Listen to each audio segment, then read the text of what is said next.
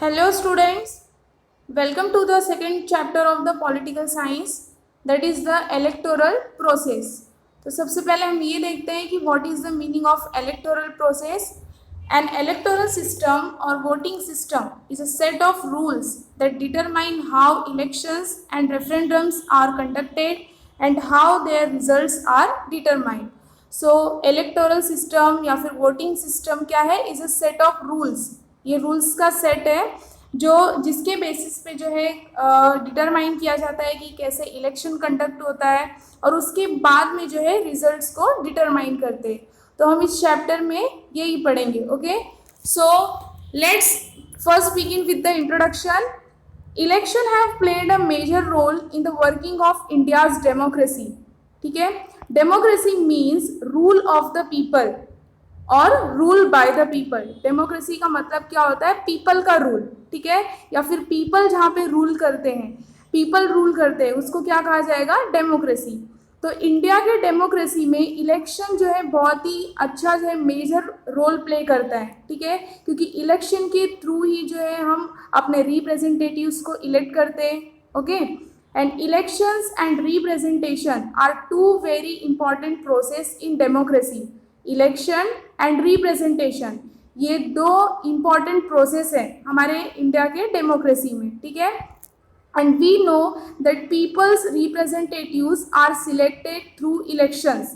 और हम सभी को पता है कि पीपल्स के रिप्रेजेंटेटिव्स किसके थ्रू इलेक्ट किए जाते हैं?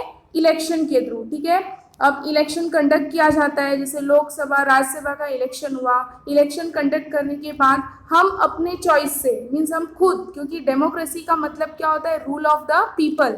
तो हम खुद का डिसीजन खुद ले सकते हैं, मीन्स हम खुद जो है रिप्रेजेंटेटिव को सिलेक्ट करते हैं. Okay, through election. And elections help to bring a change in power through peaceful means. See, जब इलेक्शन होता है, इलेक्शन कंडक्ट किया जाता है, तो हम अपने मतलब रिप्रेजेंटेटिव को सिलेक्ट करते हैं. तो उसकी वजह से क्या होता है?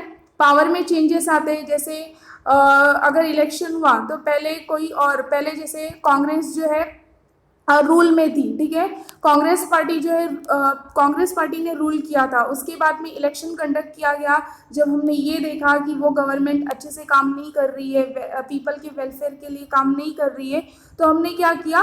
किसको वोट दिया? बीजेपी को. ठीक है, तो ऐसे ही इलेक्शन की वजह से पावर में चेंजेस आते रहते हैं. कभी कोई पार्टी रूल करती है, कभी कोई पार्टी रूल करती है. ठीक है, और ये इलेक्शन की वजह से जो पावर में चेंजेस आते हैं वो कैसे आते हैं? पीसफुल मीन्स से. ठीक है, different political parties get an opportunity to rule. और इलेक्शन की वजह से ही हमारे कंट्री में जैसे मल्टी पार्टी सिस्टम है, हमारे कंट्री में बहुत सारी पॉलिटिकल पार्टीज है. तो हर एक पॉलिटिकल पार्टीज को इलेक्शन की वजह से अपॉर्चुनिटी मिलती है किसकी? रूल करने की. ठीक है, next, policies of the government and life of society also changes. Election की वजह से गवर्नमेंट की पॉलिसीज और सोसाइटी में रहने वाले लोगों की लाइफ भी चेंज होती है. जैसे पॉलिसीज अभी कैसे कि अगर पहले जो है कांग्रेस रूल में था, ठीक है, तो उसने जो भी पॉलिसीज बनाई होंगी, तो उसके बाद जब बीजेपी जीता, ठीक है, 2014 में जब बीजेपी पार्टी रूल में आई, तो उसने क्या किया? पहले वाली जो पॉलिसीज थी वो चेंज कर दिया. ठीक है, तो इलेक्शन की वजह से जो है गवर्नमेंट की पॉलिसीज और सोसाइटी में रहने वाले लोगों की लाइफ में भी चेंजेस आते हैं. Okay, and we expect that the representatives we elect should be efficient, honest and trustworthy, and that they should respect the opinion of people. See, और हम इलेक्शन के थ्रू रिप्रेजेंटेटिव्स को जब इलेक्ट करते हैं तो हम उनसे ये उम्मीद रखते हैं कि वो रिप्रेजेंटेटिव को कैसे होना चाहिए? एफिशिएंट होना चाहिए, ऑनेस्ट होना चाहिए, और हम उन पे जो है ट्रस्ट कर सके, ऐसा रिप्रेजेंटेटिव होना चाहिए. और उस रिप्रेजेंटेटिव को जिसको हम सिलेक्ट कर रहे हैं वो उसको जो है पीपल के ओपिनियन का ख्याल रहना चाहिए. ठीक है, उसको रिस्पेक्ट करना चाहिए कि पीपल क्या चाहती है, क्योंकि रिप्रेजेंटेटिव्स कौन इलेक्ट कर रहा है? पीपल. और पीपल रिप्रेजेंटेटिव्स क्यों इलेक्ट करते हैं? ताकि जो है वो रिप्रेजेंटेटिव्स पीपल के बिहाफ पे काम कर सके. And the electoral process should also be free, fair and reliable. और जो इलेक्टोरल प्रोसेस है, जैसे वोटिंग के टाइम पे पीपल जब वोट देने के लिए जाते हैं, तो ये इलेक्शन जो है वो फ्री, फेयर और रिलायबल होना चाहिए, जैसे करप्ट नहीं होना चाहिए कि कोई भी पॉलिटिकल पार्टीज आके जो है पैसे खिला दे, जो वोटर्स हैं उनको पैसे दे दे और बोले कि हमें जिताओ करके। तो इलेक्टोरल प्रोसेस जो है कैसे होना चाहिए, फ्री, फेयर और रिलायबल। रिलायबल मीन्स ट्रस्टवर्दी, भरोसेमंद, कि अगर कोई पॉलिटिकल पार्टीज ने पीपल को कुछ वादा किया है, प्रॉमिस किया है कि आप हमें मतलब जिताओ तो हम आपके लिए ऐसा करेंगे, ठीक है, तो इस तरह से इलेक्टोरल प्रोसेस होना चाहिए। And to ensure that the constitution of India has made provision for an independent election commission to administer the election process in India. और इसके लिए मतलब इलेक्टोरल प्रोसेस जो है वो फ्री, फेयर एंड रिलायबल हो सके, तो हमारे कॉन्स्टिट्यूशन ऑफ इंडिया ने एक अलग सा जो है इंडिपेंडेंट इलेक्शन कमीशन स्टैब्लिश किया है, ताकि जो इंडिया का इलेक्टोरल प्रोसेस है वो फ्री और फेयर हो सके। क्योंकि अगर जैसे कि जो पार्टी अभी आज जो है बीजेपी रूल में है, बीजेपी पार्टी रूल में है, अगर ये पार्टी ने इलेक्शन कंडक्ट किया तो ये तो यही चाहेगा कि उसके जो कैंडिडेट है वही जीते, हम वापस से जीते, ठीक है। तो ये इलेक्शन क्या फ्री और फेयर हुआ? नहीं। तो इसलिए हमारे कॉन्स्टिट्यूशन ऑफ इंडिया में प्रोविजंस बने और उसने जो है इलेक्शन कंडक्ट करने के लिए एक इंडिपेंडेंट इलेक्शन कमीशन स्टैब्लिश किया है, ताकि वो इंडिया का इलेक्शन प्रोसेस जो है अच्छी तरह से चला सके। और ये इलेक्शन कमीशन के ऊपर गवर्नमेंट का कोई भी कंट्रोल नहीं होता है, ठीक है। ये इलेक्शन कमीशन जो है इंडिपेंडेंटली वर्क करता है, ठीक है। The Election Commission of India and the state election commissions conduct all important elections in our country। और पूरे देश के लिए मीन्स पूरे नेशन के लिए इलेक्शन कमीशन होता है। और अगर स्टेट लेवल पे अगर इलेक्शन कंडक्ट करना रहता है तो उसके लिए कौन होता है? State level state election commission, ठीक है। तो यही लोग मिलके जो है कंट्री में इलेक्शन कंडक्ट करते हैं। And the entire process of elections, from declaring the date of elections to the declaration of results, in carried out under the direction and control of election commission। See, मतलब elections का जो पूरा process होता है, entire process, जैसे कि election कब होने वाला है, डेट डिक्लेरेशन से लेके जब तक रिजल्ट नहीं निकल जाता, डिक्लेरेशन ऑफ रिजल्ट, तो ये पूरा प्रोसेस, एंटायर प्रोसेस किसके कंट्रोल में होता है, किसके डायरेक्शन के? इलेक्शन कमीशन, ठीक है। And the election process is an inseparable component of A comprehensive democratic process.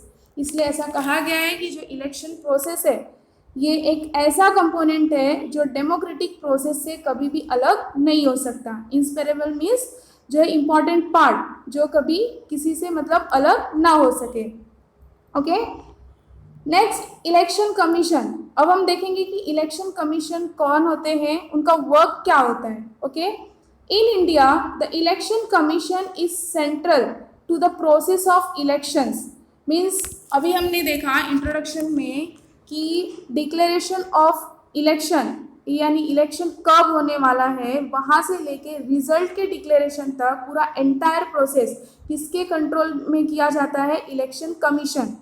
तो अगर इंडिया का इलेक्शन प्रोसेस देखा जाए तो हमारे जो इलेक्शन कमीशन है वो सेंटर में आते हैं, ठीक है। सबसे ज़्यादा फोकस उन्हीं पे किया जाता है। And article 324 of the Indian constitution has established this autonomous body which consists of one chief election commissioner and two other commissioners। See, जो हमारे इंडियन कॉन्स्टिट्यूशन में आर्टिकल 324 है तो उसमें इलेक्शन कमीशन के बारे में ही दिया है। यही आर्टिकल 324 में ये दिया है कि हमारे कॉन्स्टिट्यूशन ने एक ऑटोनोमस बॉडी यानी सारी जो इलेक्शन कंडक्ट करने की जो अथॉरिटी है, राइट, वो किसको दी है? Chief election commissioner and two other commissioner.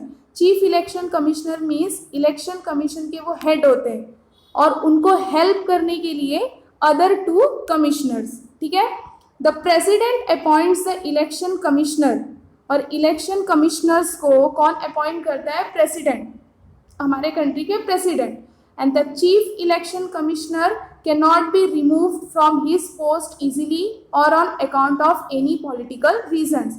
तो भले ही जो है इलेक्शन कमिश्नर्स को प्रेसिडेंट अपॉइंट करता हो, लेकिन उनको उसके पोजीशन से, इलेक्शन कमिश्नर को पोजीशन से प्रेसिडेंट नहीं रिमूव कर सकता।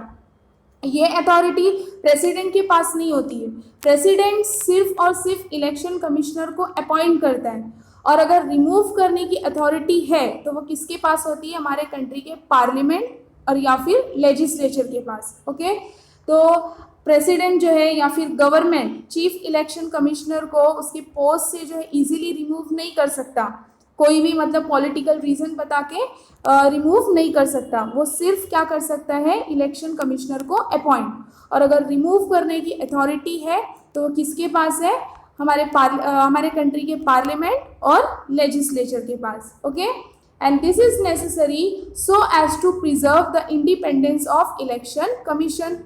और इस तरह से अगर इतने सारे राइट्स जो है इलेक्शन कमीशन को दिए गए कि उनके पोस्ट से जो है इनको इजीली गवर्नमेंट रिमूव नहीं कर सकती, तो इलेक्शन कमीशन जो है अपना काम बहुत ही इंडिपेंडेंस के साथ यानी फ्रीली वो कर सकते हैं। ठीक है, and there is a separate provision made for the expenses of election commission.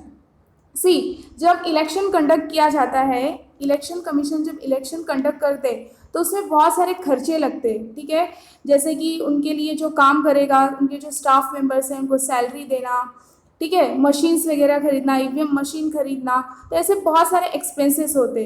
तो इलेक्शन कमीशन के एक्सपेंसेस के लिए जो है हमारे कॉन्स्टिट्यूशन ने सेपरेट प्रोविज़न बनाया है।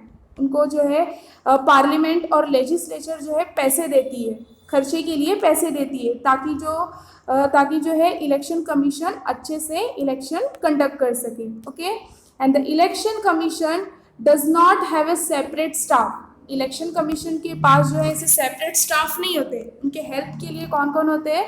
Government officers, teachers and other employees help the election commission to execute the process of elections.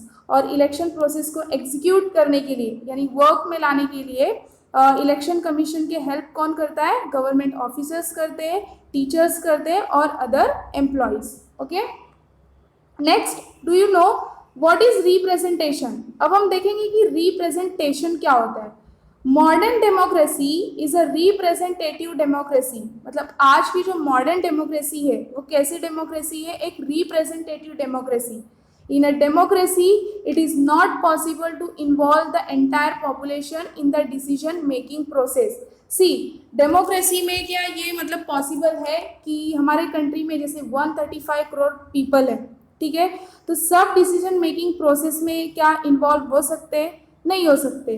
जैसे अगर स्कूल की बात ले लें तो क्लास में जैसे मॉनिटर को सिलेक्ट किया जाता है कि मॉनिटर के हाथ में वो रिस्पॉन्सिबिलिटी रहती है कि वो एंटायर क्लास को हैंडल करे। ठीक है, तो वैसे ही जैसे अभी हमारे कंट्री में जो पॉपुलेशन है वो 135 करोड़ है, तो सब जो है पॉलिटिकल प्रोसेस में या फिर इलेक्शन प्रोसेस में जो भी डिसीजन लिया जाता है तो सब एक साथ इन्वॉल्व नहीं हो सकते। ठीक है, इसलिए हम क्या करते हैं? अपना रिप्रेजेंटेटिव इलेक्शन के थ्रू सिलेक्ट करते हैं। And this resulted in the starting of the practice of electing some people on behalf of entire population as representatives who would run the government. और इसलिए मतलब एंटायर पॉपुलेशन यानी हमारी country में जितने भी पॉपुलेशन है उसके बिहाफ पे जो है हम रिप्रेजेंटेटिव्स को इलेक्ट करते हैं, और वही रिप्रेजेंटेटिव्स क्या करते हैं? गवर्नमेंट को चलाते हैं, गवर्नमेंट को रन करते हैं। And the representatives who form the government are expected to be responsible to the people. और वो रिप्रेजेंटेटिव्स जो गवर्नमेंट फॉर्म करते हैं उनसे ये उम्मीद की जाती है कि वो पीपल के लिए जो है एक रिस्पॉन्सिबल रिप्रेजेंटेटिव्स बने और किसको प्रेफरेंस दे? Give preference to the welfare of the people. और किसके लिए काम करें? किसके बिहाफ पे? पीपल के बिहाफ पे, पीपल के वेलफेयर के लिए। ओके, तो ये होता है representation. Next, do you know Sukumar Sen was the first chief election commissioner after independence. See, जैसे कि हमने इलेक्शन कमीशन के बारे में पढ़ा, तो इंडिया जब आज़ाद हुई, इंडिया की आज़ादी के बाद जो फर्स्ट इलेक्शन कंडक्ट किया गया तो सबसे पहले जो है फर्स्ट चीफ इलेक्शन कमिश्नर कौन थे? Sukumar Sen. And in 1921 Sen was selected for Indian civil services under the British rule. और जब ब्रिटिश रूल था हमारे कंट्री पे, जब ब्रिटिश रूल था तो 1921 में ब्रिटिश ने जो है सुकुमार सेन को as a Indian civil services जो है सिलेक्ट किया था। And he was given the charge of the election commissioner after the election commission was established in 1950। और यहाँ तक कि मतलब वो उनको इंडियन सिविल सर्विसेज तो बनाया ही गया, और साथ ही साथ उनको किसका चार्ज मतलब और भी क्या सौंपा गया? As a election commissioner. ठीक है, जब 1950 में इलेक्शन जो है इलेक्शन कमीशन जब 1950 में स्टैब्लिश किया गया तो उनको फर्स्ट इलेक्शन कमिश्नर बनाया गया था। Okay, and mister Sen efficiently handled the responsibility of the election commission in extremely adverse condition. See, जब फर्स्ट इलेक्शन कंडक्ट किया गया था और सुकुमार सेन को इलेक्शन कमिश्नर बनाया गया था, उस टाइम पे कंडीशन बहुत ही एडवर्स था, यानी उनके सामने जो परिस्थिति थी वो बहुत ही मतलब बेकार थी। कैसे कि फर्स्ट टाइम जो है इलेक्शन कंडक्ट किया गया था और उस टाइम पे पीपल जो है वो ज़्यादातर इलिटरेट थे, कैसे वोट करना है, मतलब ये सारी एडवर्स कंडीशन था उनके सामने। फिर भी सुकुमार सेन ने जो है इस रिस्पॉन्सिबिलिटी को बहुत ही केयरफुली हैंडल किया। Okay, next, do you know special campaign to create awareness among voters is run for voters registration. See, आज भी जो है हमारे कंट्री में जो है कुछ ही परसेंट पीपल जो है वोट देते हैं। ठीक है, जैसे 60-70% ही पीपल जो है वो वोट देते हैं और 30% जो है पीपल वोट नहीं देते। तो अवेयरनेस के लिए, यानी वोटर्स के बीच में जो अवेयरनेस हो, तो स्पेशल कैंपेन रखा जाता है। ठीक है, और इसको जो है national voters day, as a national voters day भी सेलिब्रेट किया जाता है। ठीक है, ताकि पीपल में अवेयरनेस हो और ज़्यादा से ज़्यादा पीपल जो है वोट दे सके। ठीक है, next, functions of election commission. अब हम देखेंगे कि इलेक्शन कमीशन का फंक्शन यानी उनका वर्क क्या होता है, कि वो काम क्या करते हैं। First is preparing the voter list. सबसे पहला फंक्शन इलेक्शन कमीशन का सबसे पहला फंक्शन क्या होता है? वोटर लिस्ट प्रिपेयर करना। Every Indian citizen who has completed 18 years of age has a right to vote। मतलब हमारे कंट्री के जो सिटीजन है जिसका 18 साल कंप्लीट हो गया हो, तो उनको वो अधिकार मिल जाता है कि वो वोट दे सकते हैं। ठीक है, and to exercise the right to vote citizens name must be in the voter list. और अगर राइट टू वोट को यूज करना है, यहाँ पे एक्सरसाइज का मतलब क्या, जो अधिकार मिले हैं, वोट के अधिकार जो मिले उसको यूज करना। और अगर ऐसा करना है तो सबसे पहले जो है वोटर लिस्ट में सिटीजन्स का नाम जरूरी होता है। And it is the responsibility of the election commissions to prepare the list of eligible voters, update the existing voter list and include the names of new voters. और voter list में citizens का नाम होना ये किसकी responsibility होती है? Election commission की, कि वो जो है वोटर एलिजिबल वोटर की लिस्ट प्रिपेयर करे और जो ऑलरेडी जो जिसका नाम है वोटर लिस्ट में एग्जिस्टिंग वोटर्स जो है वो उनका नाम जो है अपडेट करे। जैसे कि अगर कोई मुंबई में है तो पहले उसका नाम जो है वोटर लिस्ट में मुंबई में आता था। ठीक है, और उसके बाद में अगर वो उसका ट्रांसफ़र हो गया, वो नासिक में चला गया, तो मुंबई के बदले जो है उसका वोटर लिस्ट में नाम कहाँ पे आना चाहिए? नासिक में। तो इस तरह से जो एग्जिस्टिंग वोटर लिस्ट है उसको अपडेट करना, और जो न्यू वोटर्स हैं यानी जो नए पीपल हैं जो वोट देने वाले हैं उनका नाम जो है वोटर लिस्ट में इंक्लूड करना। तो ये सारी रिस्पॉन्सिबिलिटी किसकी होती है? इलेक्शन कमीशन की। Next one, the election commission was the authority to issue identity cards to the voters. Second function क्या है कि एक बार अगर वोटर लिस्ट अपडेट हो गई, प्रिपेयर हो गई, तो उसके बाद वोटर्स को जो है जो वोट देने वाले हैं उनको आइडेंटिटी कार्ड इश्यू करना, ये भी अथॉरिटी किसके पास होती है? इलेक्शन कमीशन के पास। ओके, तो ये फर्स्ट फंक्शन था। First function is preparing the voters list. Okay, next function is decide the time table and the programme of elections, means election कब कंडक्ट करना है। अब इतना मतलब हमारी हमारी जो कंट्री है वो बहुत ही वास्ट कंट्री है, ठीक है, उसमें स्टेट्स है, तो एक ही टाइम पे जो है हर एक स्टेट्स में इलेक्शन कंडक्ट करना पॉसिबल नहीं होता। तो इलेक्शन कमीशन क्या करता है, डिफरेंट स्टेजेस में जो है अलग अलग स्टेट में डिफरेंट स्टेजेस में इलेक्शन कंडक्ट करता है। तो वो टाइम टेबल डिसाइड करना, इलेक्शन का जो प्रोग्राम है वो डिसाइड करना, ये किसकी रिस्पॉन्सिबिलिटी होती है, इलेक्शन कमीशन की। To conduct of elections is entirely the responsibility of the election commission. Election को कंडक्ट करना ये पूरी तरह से रिस्पॉन्सिबिलिटी, एंटायरली रिस्पॉन्सिबिलिटी किसकी होती है, इलेक्शन कमीशन की। And the election commission decides when to conduct elections and in how many stages to hold elections in every state। और इलेक्शन कमीशन ही ये डिसाइड करता है कि इलेक्शन कब कंडक्ट करना है और हर एक स्टेट में कितने स्टेजेस में जो है इलेक्शंस होल्ड करना है। Okay, the second function is decide the time table and the programme of elections. Third function is scrutiny of the applications of candidate. See, जो कैंडिडेट्स इलेक्शन के लिए खड़े होते हैं, जो इलेक्शन लड़ते हैं, तो वो उनको एक एप्लीकेशन फॉर्म फिलअप करना होता है। उनको पूरा एंटायर जो है इंफॉर्मेशन अपने बारे में, उनका नाम, एड्रेस, ठीक है, ये सारी चीज़ें, अपने प्रॉपर्टी के बारे में बताना, सब कुछ जो है एप्लीकेशन के थ्रू वो बताते हैं, ठीक है। एप्लीकेशन फॉर्म फिलअप करना पड़ता है। और स्क्रूटनी मतलब होता है चेक करना। जब कैंडिडेट अपना एप्लीकेशन फॉर्म फिलअप कर देते हैं तो उसकी जांच पड़ताल या फिर चेकिंग का काम किसका रहता है, इलेक्शन कमीशन का।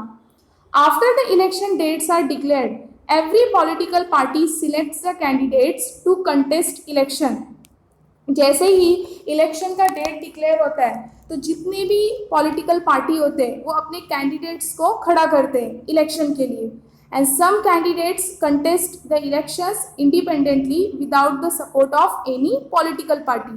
और जो कॉमन पीपल होते हैं, मीन्स वो भी अगर इलेक्शन में खड़ा होना चाहते हैं तो वो भी खड़े होते हैं, ठीक है। लेकिन ये कैंडिडेट्स जो है वो इंडिपेंडेंटली होते हैं, बिना किसी पॉलिटिकल पार्टी के सपोर्ट के।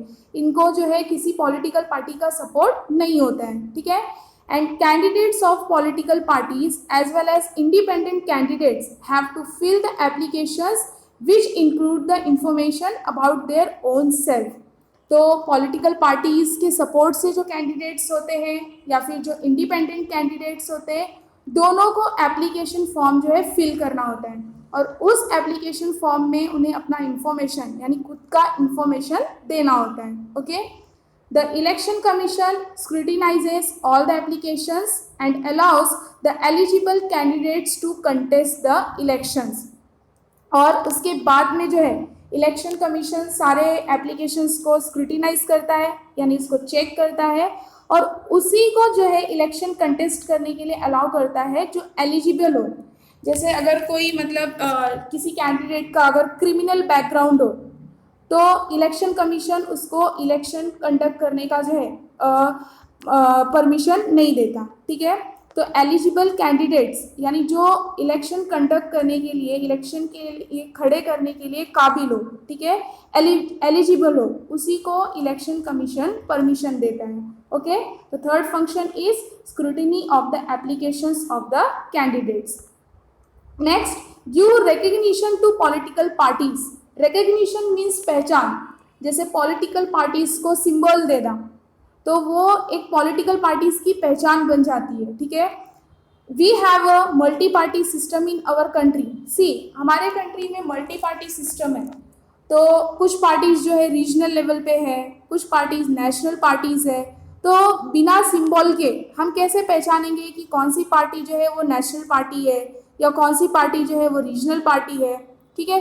तो इसलिए पॉलिटिकल पार्टीज को उनकी पहचान कराना ज़रूरी है। तो ये रिकग्निशन यानी जो ये पहचान है ये कौन प्रोवाइड करता है, इलेक्शन कमीशन।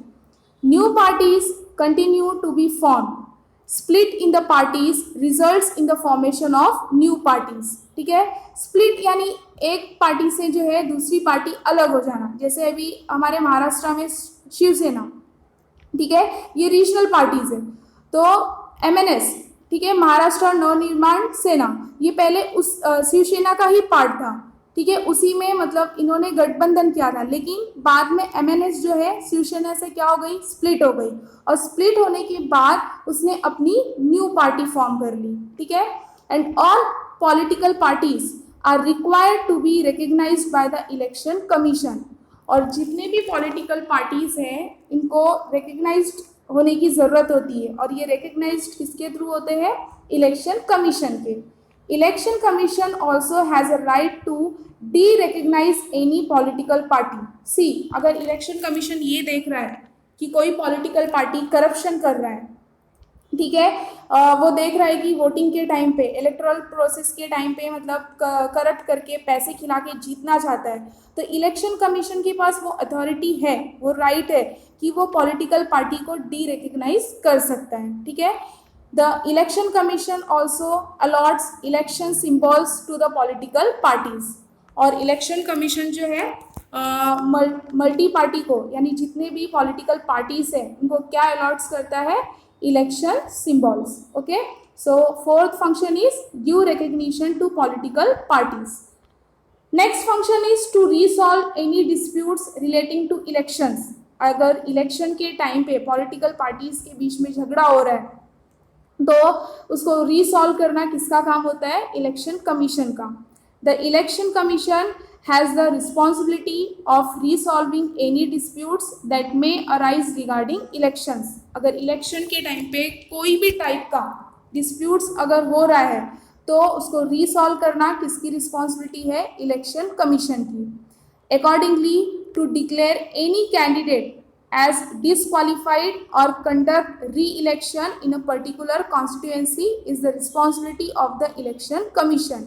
और उसके अकॉर्डिंगली अगर कोई भी कैंडिडेट को डिसक्वालीफाई कर रहा है, मतलब इलेक्शन कमीशन के पास वो अथॉरिटी है, अगर कोई कैंडिडेट जो है अपने पावर को मिसयूज कर रहा है, ठीक है, मिसकंडक्ट कर रहा है, किसी के साथ जो है गलत बिहेव कर रहा है, तो इलेक्शन कमीशन उसको डिसक्वालीफाई कर सकता है और उसको वापस से दोबारा जो है री इलेक्शन कंडक्ट करने के लिए कह सकता है, ठीक है। तो ये रिस्पॉन्सिबिलिटी किसकी होती है, election commission. Next, please understand voting is our duty as well as a responsibility. तो हम पीपल का जो है वोटिंग हमारी ड्यूटी भी है और साथ साथ हमारी रिस्पॉन्सिबिलिटी भी है, okay. Next, why is it so? Some constituencies are kept reserved for scheduled caste and scheduled tribes। See, election मतलब कंडक्ट करना जो है कुछ परसेंट जो है सीट रिजर्व की गई है, किसके लिए, शेड्यूल कास्ट और शेड्यूल ट्राइब्स। तो वो सीट जो है जितना परसेंट की जो है सीट रिजर्व किया गया है शेड्यूल कास्ट और शेड्यूल ट्राइब्स के लिए, तो उसमें सिर्फ यही लोग जो है इलेक्शन कंडक्ट कर सकते हैं, किसी और को चांसेस नहीं मिलता, okay. Second one is every political party has an election symbol. मतलब जितने भी पॉलिटिकल पार्टी है कंट्री में सबके पास क्या होता है, इलेक्शन सिंबल, और उसी से हम पहचानते हैं कि कौन सी पार्टी नेशनल पार्टी है और कौन सी पॉलिटिकल पार्टी रीजनल पार्टी है। And at the time of voting and counting of votes the official representatives of political parties remain present. See, अगर वोटिंग का टाइम है, अगर वोटिंग चालू है या फिर वोट्स की काउंटिंग चालू है, तो उसमें कोई भी पॉलिटिकल पार्टीज का ऑफिशियल रिप्रेजेंटेटिव जा सकता है, ठीक है, उसको अलाउ होता है। And last one is recognized parties have equal opportunity to present their side before media such as television and radio। तो जो रिकग्नाइज पार्टीज़ है, यानी जिसको इलेक्शन कमीशन ने जो सिंबल दे दिया है, रिकग्नाइज कर दिया है, तो उसको इक्वल अपॉर्चुनिटी मिलता है कि जैसे कि एडवर्टाइज करना, मीन्स अपने पॉलिटिकल पार्टी का एडवर्टाइज करना, पीपल को बताना कि हम आपके लिए ऐसा करेंगे वैसा करेंगे, ठीक है, रोड्स बनाएंगे, तो टेलीविज़न के थ्रू या फिर रेडियो के थ्रू ये अपने पार्टीज़ का एडवर्टाइजमेंट कर सकते हैं, okay. Next, which to conditions among following is the violation of code of conduct. Code of conduct क्या होता है, is a set of rule, means ये कोड ऑफ कंडक्ट एक रूल है जिसके अकॉर्डिंग जो है इलेक्शन कमीशन हो या फिर कैंडिडेट हो या फिर वोटर्स हो, तो इसी कोड ऑफ कंडक्ट के अकॉर्डिंग उनको वर्क करना रहता है. Okay, first one is the candidate distributes items of house hold use, and second, promise made to resolve the water problem if elected, and third one is to go from door to door to meet voters and request them to vote, and to appeal on the basis of caste and religion to get support. See, first one, कोई भी political party है तो वो house hold use, यानी अगर किसी के घर में किसी चीज़ की सामान की कमी हो गई हो तो कैंडिडेट क्या करता है, इसको डिस्ट्रीब्यूट करता है ताकि उनको वोट मिल सके. ठीक है, और अगर कहीं मतलब किसी सोसाइटी में या फिर एरिया में अगर वाटर प्रॉब्लम है तो कैंडिडेट जो है प्रॉमिस करते हैं कि आपका ये प्रॉब्लम हम सॉल्व करके देंगे. और थर्ड काम क्या होता है इनको, जब वोटर जब इलेक्शन पास में आता है तो डोर टू डोर पीपल के घर घर जाके जो है वोटर से अपील करना, रिक्वेस्ट करना कि वो उनको वोट दें. एंड लास्ट वन, क्या अपील करना कि कोई भी कास्ट हो या फिर रिलीजन का हो उनको सपोर्ट करें. ठीक है, तो ये किसका काम होता है, कैंडिडेट का. तो ये कोड ऑफ कंडक्ट है. ठीक है, नेक्स्ट, रिमेंबर दिस, श्याम शरण Negi from Himachal Pradesh was the first voter of India. ये ध्यान रखना कि इंडिया के फर्स्ट वोटर कौन थे, श्याम शरण नेगी, जो कि कहाँ से, कौन से स्टेट से बिलोंग करते थे, Himachal Pradesh. And he exercised his right to vote on 25th October 1951 in Lok Sabha elections. तो 25 अक्टूबर 1951 में जब लोकसभा का इलेक्शन हुआ था तब ये फर्स्ट वोटर थे. इन्होंने जो ये अधिकार था उसको कब यूज़ किया, 25 अक्टूबर 1951 में लोकसभा के इलेक्शन में. ओके, कौन, श्याम शरण Negi from Himachal Pradesh. Hope you understand this part. Okay, thank you for watching this video.